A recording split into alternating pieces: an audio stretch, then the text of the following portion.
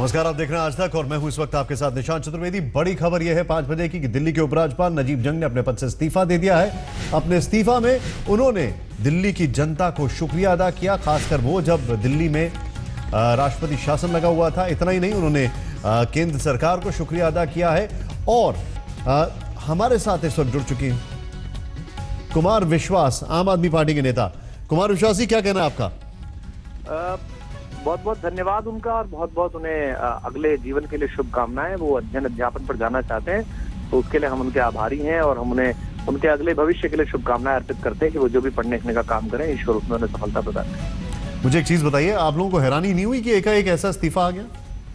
निश्चित रूप से जैसी हैरानी आपको हुई, जो आपके लिए इस तरह से ब्रेकिंग न्यूज थी, हमारे लिए भी एक न्यूज है। पिछले 2 वर्ष में एक निर्वाचित सरकार के साथ उनका जो व्यवहार रहा, निश्चित रूप से वो उनका निजी व्यवहार नहीं है। जो उन्हें निजी रूप से जानते हैं, उनके व्यवहार से परिचित रहे जामिया के दिनों से, उससे भी पहले मैं उनसे निजी रूप से परिचित रहा हूँ। ये उनका व्यवहार निश्चित रूप से नहीं था। ये कहीं से प्रेरित, आदेशित एक बातजी व्यक्ति की तरह वो काम कर रहे थे। शायद उन्हें किसी कमजोर क्षण में उन्हें ऐसा लगा हो, या अब केंद्र सरकार को समझ में आई हो कि बंगाल से लेकर बिहार तक और दिल्ली से लेकर हर जगह तक लगातार मिल रही हारों के बाद उन्हें लोकतांत्रिक सरकारों और दूसरे दलों का आदर करना चाहिए, उन मतदाताओं का आदर करना चाहिए जिन्होंने 70 में से 67 सीटें दी।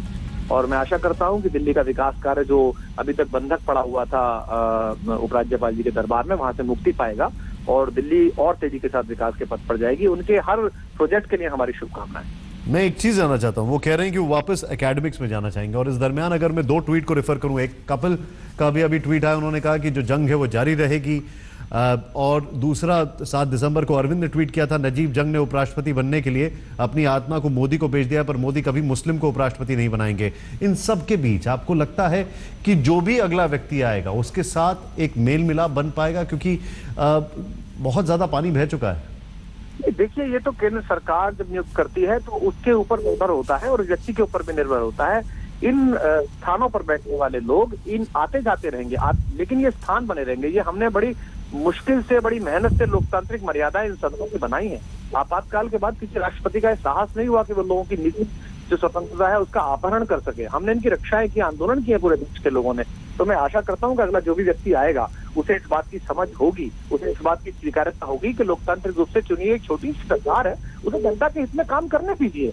और जहां तक जंग जारी रहेगी, ऐसी कोई जंग उनसे जारी नहीं रहेगी। हाँ, जिनके इशारों पर वो थे, उनसे तो हम पंजाब में भी जंग लड़ रहे हैं, उनसे तो हम गोवा में भी जंग लड़ रहे हैं। अध्यापन के काम में अगर हो, मैं तो स्वयं पेशे से अध्यापक रहा हूँ, कवि हूँ और मेरे निजी मित्र भी हैं, प्रशंसक भी हैं, शायरी पसंद आदमी है। बैठिए तो गालिब, दाग, मीर, मोमिन सबकी चर्चा करते हैं। अगर किसी विश्वविद्यालय में बैठेंगे, किसी परिसर में बैठेंगे, तो आशा करता हूँ कि मैं भी किसी शाम बैठकर मैं शायरी सुनाऊंगा और बातचीत करूंगा। एक चीज जानना चाहूंगा, क्या कहीं से भी अंदेशा था या ऐसा आप लोगों को लग रहा था कि ऐसा होने वाला है? आप, जब आपको नहीं था, आज सबको नहीं था, तो हमें कहाँ से हो जाएगा हुजूर? आपको सबसे पहले अंदाजा और अंदेशे हो जाते हैं, तो हमें कोई ऐसा अंदाजा ऐसा। आप कुमार विश्वास जी हमारे साथ बने रहिए। हमारे साथ किरण वालिया जी भी हैं, उनसे भी हम बातचीत करते हैं। किरण जी, आपका क्या कहना है इस पर? मुझे कोई विशेष हैरानगी नहीं है कि इस तरह का निर्णय उन्होंने लिया, क्योंकि कोई भी इज्जतदार व्यक्ति जिसको रोज जिनको ये सुनना पड़े और उनके ऊपर उंगली उठाई जाए कि शासन नहीं करने दे रहे हैं, ये कर रहे हैं, वो कर रहे हैं, उनकी वजह से ही हम जनता के प्रति जो हमारी प्रतिबद्धताएं थी और जो हमारी कस्में थी वो हम पूरा नहीं कर पा रहे हैं। तो ये इनकी नाकामयाबी का एक तरीका था, जिसकी वजह से कभी ये नौकरशाही को, कभी लेफ्टिनेंट गवर्नर को, हर एक को दोष देते ही रहे। मगर क्या कोई सरकार हिंदुस्तान में इसने मजबूर किया हो लेफ्टिनेंट गवर्नर को रिजाइन करने के लिए? ये अपने आप में अनोखा उदाहरण है और दिल्ली में तो हमने कभी भी नहीं सुना। और यहाँ पर विरोधी दल की सत्ता में सरकार रही केंद्र में, और राज्य में दिल्ली की सरकार में कांग्रेस रही। पहले 6 साल शायद लोग भूल जाते हैं और अक्सर कहते हैं आपकी तो उसी पार्टी की थी। केजरीवाल जी भी कहते हैं इससे कांग्रेस को समस्या नहीं थी। एक तो एक ही पार्टी होते हुए भी बहुत चीजों के प्रति दृष्टिकोण समान नहीं रहता है। फिर भी जो पहले 6 साल थे तो भाजपा सरकार थी केंद्र में, क्या हमने दिल्ली वालों को परेशान किया इन परिस्थितियों की वजह से? जो भी बात थी, हमारी शीला दीक्षित जी जो मुख्यमंत्री थी, वो लोग तरीके से संभल कर बातों को निकालते थे। काम था कि दिल्ली को किस तरह से सुधारना है, अपनी बातें कैसे मनवानी है और दोनों एक दूसरे को कन्विंस करें। प्रजातंत्र का ये तकाजा है अगर प्रजातंत्र में आप कानूनों के मुताबिक नहीं चलेंगे, नियमों के अनुकूल नहीं चलेंगे, यही बात मजबूर कर रही है नौकरशाही को कि वो पूरी दिल्ली की नौकरशाही दूसरी तीसरी बार विरोध में खड़ी बैठी है कि उनको काम करने से मजबूर नहीं किया जा रहा। अब दिल्ली महिला आयोग का मैं लेटेस्ट उदाहरण ले रही हूँ, जबकि कोर्ट ने भी साबित कर दिया। दिल्ली महिला आयोग का आप जो बता रही हैं आपके जैसे वर्जन अभी 2 बार और भी आ चुके हैं, हालांकि वो थोड़े से अलग हैं। पीसी चाको कांग्रेस के जो नेता है उनका क्या कहना है, आइए देखते हैं। After long controversy between Delhi Chief Minister and LG, now LG has resigned on personal grounds. I think probably it is a big escape for Mr. Najib Jung. He is an academician and a very fair person, but unfortunately in the present situation in India, it is very difficult for any governor to function independently, especially in the non-BJP states. Wherever non-BJP chief ministers are there, BJP wants to see everything through a political angle. But the governors are supposed to act independently as per constitution. The governors are not free to do so. So they were finding it difficult, So the unfortunate thing is that from the very first day, the governor versus chief minister was the problem in Delhi in the last 1.5 years. क्या कहना है इस पर अजय आलोक, आइए देखें। Constitutional post पर इस तरीके से बयान देना थोड़ा हैरानी होती है, लेकिन यह बयान जेपी अग्रवाल की तरफ से भी आया। कांग्रेस के नेता हैं, उन्होंने आज तक से बातचीत में कहा कि नजीब जंग को जो उम्मीद थी शायद केंद्र सरकार से, जो मिलने की उम्मीद थी वो नहीं मिला, इसलिए उन्होंने सोचा होगा कि बेहतर है मैं इस्तीफा दे दूं, ये उन्होंने कहा। टॉम वोडक्कर, उनसे भी हमारी थोड़ी देर पहले बातचीत हुई है, वो भी हम आपको दिखाएंगे। लेकिन 2-3 बातें साफ हैं, वो ये हैं कि दिल्ली के पद से, उपराज्यपाल के पद से नजीब जंग ने इस्तीफा दे दिया है। दोनों के बीच में काफी टकराव था, दिल्ली में पावर को लेकर कई बार टकराव हुआ है दिल्ली के मुख्यमंत्री और नजीब जंग के बीच में। दिल्ली के 15 वकीलों की नियुक्ति को लेकर विवाद था। विधायक निधि में इजाफे की फाइल एलजी ने लौटाई।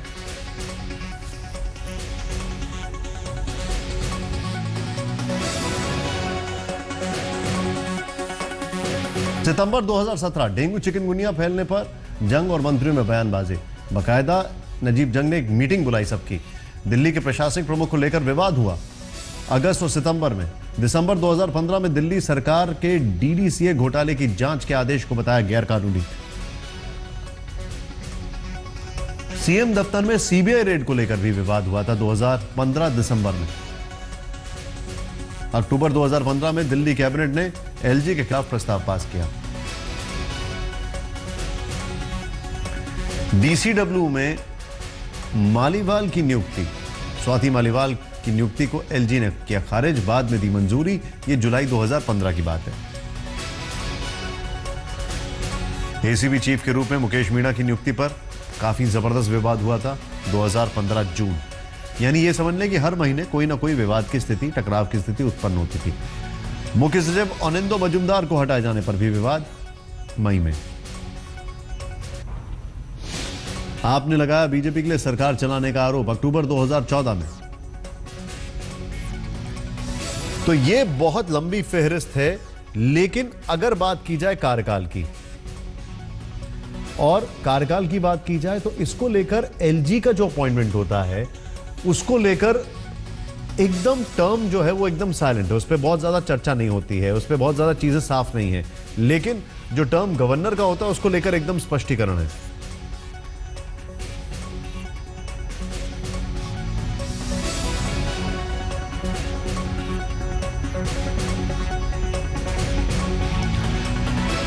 अगर नजीब जंग की बात की जाए तो नजीब जंग से पहले जो जो लोग रह चुके हैं वो भी आपको बता दें। तेजिंदर खन्ना 9 अप्रैल 2007 से लेकर 9 जुलाई 2013 तक रहे,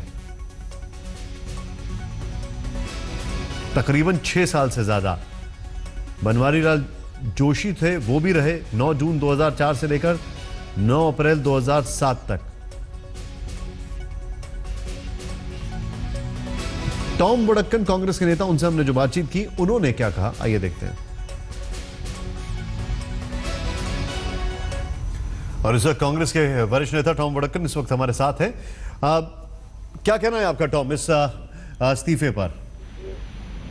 वेल, एक कॉन्स्टिट्यूशनल अथॉरिटी पर कहना मुश्किल होगा कि वो किस कारण रिजाइन कर रहे हैं, लेकिन आखिरकार इस युद्ध विराम का कारण क्या है?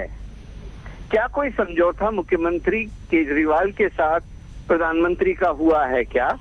ये प्रश्न लोगों के मन में है और हम समझते हैं जैसे भी है लड़ाई तो खत्म हुआ। अभी हमें ये देखना है कि दिल्ली के हालात सुधरेंगे या नहीं। हर बार जब भी कोई बात होता था ये होता था कि भाई हमारे पास हमारे खिलाफ एलजी साहब हैं। आज और इस वक्त हमारे साथ आरपी सिंह वरिष्ठ नेता हैं, वो भी फोन लाइन पर जुड़ चुके हैं। सर, आपका क्या कहना है इस पूरे मामले पर? देखिए, एलजी साहब ने अपने इस्तीफे में लिखा है कि वो अब कोई अपना अकेडमिक करियर परस्यू करना चाहते हैं।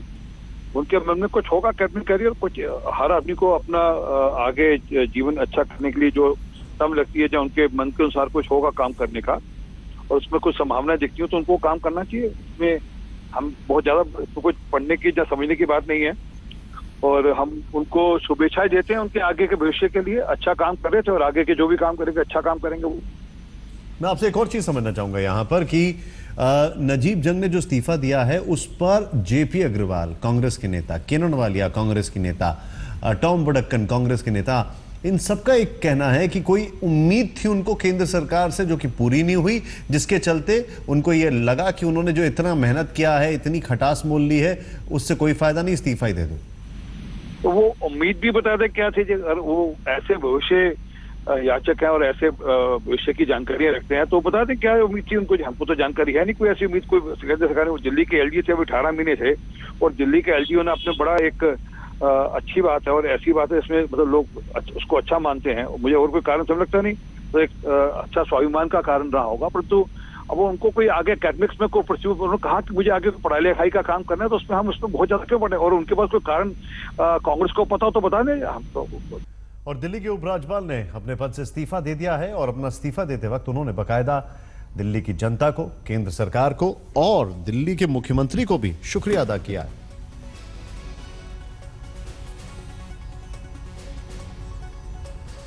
तेजिंदर खन्ना की जगह बने थे उपराज्यपाल। तेजिंदर खन्ना ने एक लंबा कार्यकाल पूरा किया था, तकरीबन 6 साल से ज्यादा का। और अभी जो जंग के इस्तीफे की से मोदी सरकार हैरान। सूत्रों के हवाले से जो खबर आ रही है, सरकार ने इस्तीफे का दबाव नहीं डाला। नजीब जंग के इस्तीफे से केंद्र सरकार हैरान है। अमेरिका या सिंगापुर जा सकते हैं नजीब जंग। राहुल कंवल हमारे सहयोगी इस वक्त हमारे साथ है। राहुल, क्या इंफॉर्मेशन आपके पास?